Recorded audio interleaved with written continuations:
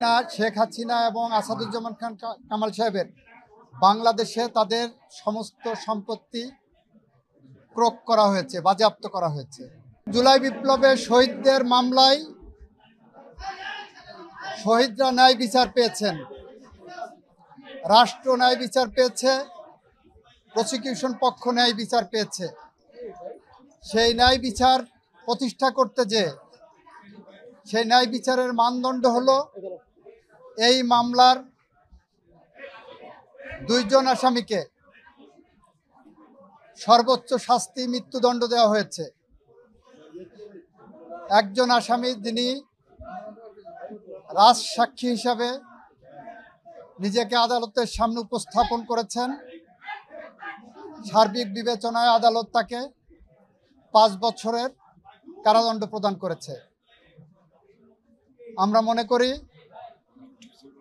শহীদদের প্রতি, দেশের প্রতি, এদেশের মানুষের প্রতি, গণতন্ত্রের প্রতি, সংবিধানের প্রতি, আইনের শাসনের প্রতি এবং আগামী প্রজন্মের প্রতি দায়বদ্ধতা পরিশোধের স্বার্থে এ রায় একটি যুগান্তকারী রায়। এই রায় প্রশান্তি আনবে, এ রায় ভবিষ্যতের জন্য একটি বার্তা। এ রায় বাংলাদেশে ন্যায় বিচার এবং আইনের শাসনের জন্য একটি মাইল ফলক হয়ে থাকবে। 5টা অভিযোগকে 3টা কাউন্টে এনে ওনারা সাজা দিয়েছেন।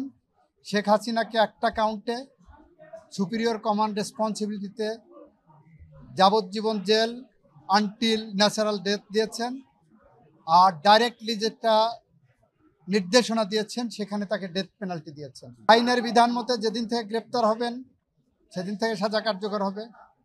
এটা রাষ্ট্র আইনিভাবে যা যা করণীয় সব করবে। এই মামলায় শহীদদের পরিবারকে, আহতদেরকে ক্ষতিপূরণ দেওয়ার জন্য একটা নির্দেশনা আদালত দিয়েছেন। আওয়ামী লীগ নিষিদ্ধের প্রশ্নে এই মামলা বলেছেন, এই আদালত বলেছেন এই মামলার মধ্যে আওয়ামী লীগ নিষিদ্ধের ইস্যু ছিল না বলে ওই বিষয়ে ওনারা কোনো কমেন্ট করেননি।